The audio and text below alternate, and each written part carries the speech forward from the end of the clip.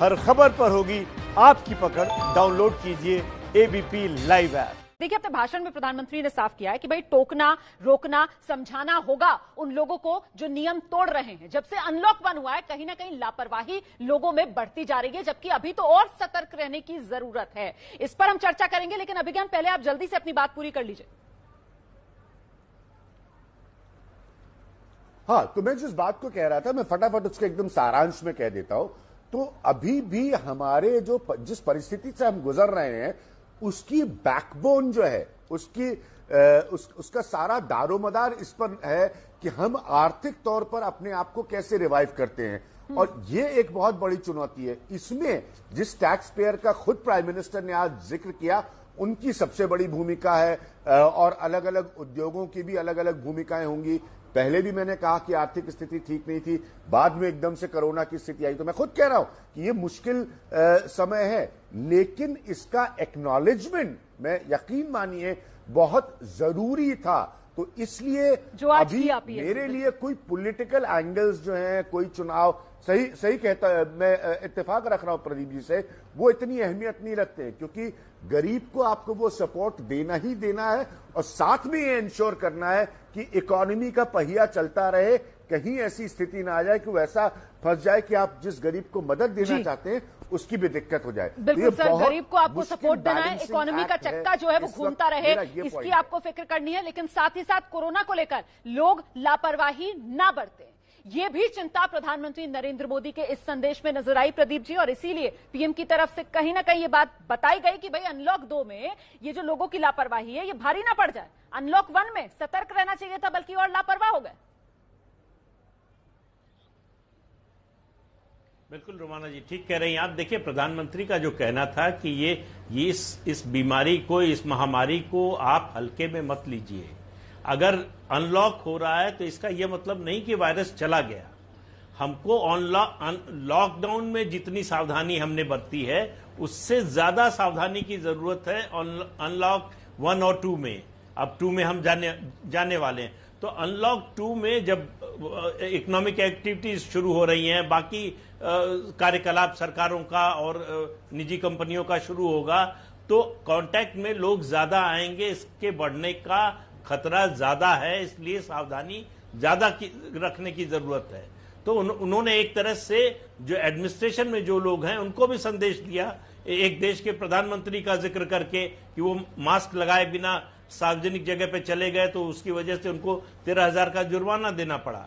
तो वो एक संदेश था कि आप ढिलाई मत बरतिए। और ये अनलॉक हुआ है, इसका मतलब ये नहीं कि अब पहले जैसा चलने लगेगा। बिल्कुल। और कहीं ना कहीं अभिज्ञान यहाँ पर संदेश विपक्ष को भी कि अगर सरकार समय पर संवेदनशीलता के साथ ये लॉकडाउन का या बाकी नियमों का फैसला नहीं लेती, तो फिर तो ये आंकड़ा और ज्यादा भयावह हो सकता था, क्योंकि समय पर संवेदनशीलता के साथ फैसले लिए गए। इसी वजह से इस संकट का भारत मजबूती से सामना कर रहा है। ये भी प्रधानमंत्री ने अपने इस संदेश में साफ कर दिया। अभिज्ञान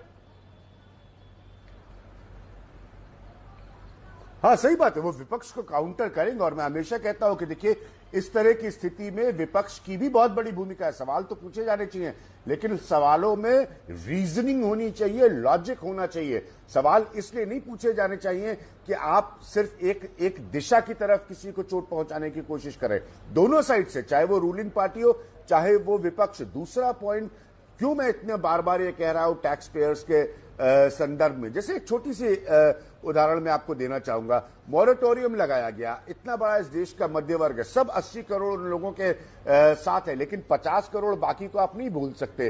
तो वो उसके बाद आपको उसको इंटरेस्ट लगा के देना है। तो कोई ना कोई आगे चलकर नरेंद्र मोदी जी को प्राइम मिनिस्टर के तौर पर, एक किस्म से अंग्रेजी का शब्द मैं यहां इस्तेमाल कर रहा हूं रोमाना, इंसेंटिवाइज करना पड़ेगा टैक्स पेयर को। ये सच बात है कि बहुत लंबे समय तक इस देश में लोगों ने टैक्स की चोरी की है, लेकिन उसकी तस्वीर बदली भी है।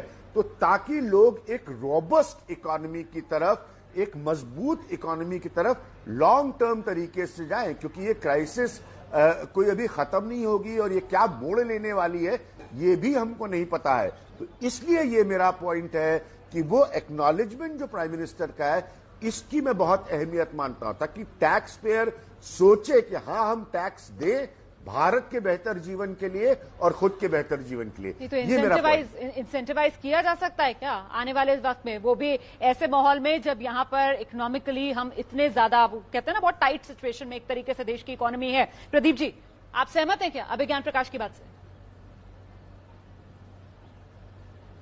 नहीं, देखिए, अभिज्ञान जी जो बात कह रहे हैं उसकी जरूरत से इनकार नहीं कर सकते, लेकिन सवाल यह है कि सरकार के पास उसके लिए संसाधन है क्या। जी, जरूर सरकार चाहेगी कि जो टैक्स पेयर, ईमानदार टैक्स पेयर है, देश की मदद कर रहा है, देश के विकास में योगदान कर रहा है, उसकी जितनी ज्यादा से ज्यादा हो सके मदद की जाए, लेकिन वो करने के लिए सरकार के पास होना चाहिए।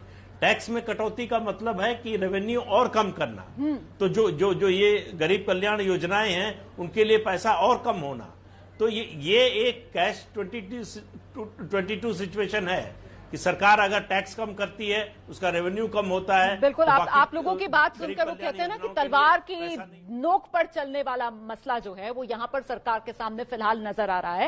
लेकिन बड़ी बात यह कि प्रधानमंत्री नरेंद्र मोदी का राष्ट्र के नाम संदेश, जिसमें प्रधानमंत्री गरीब कल्याण अन्न योजना को नवंबर के आखिर तक विस्तार देने का ऐलान पीएम की तरफ से कर दिया गया है।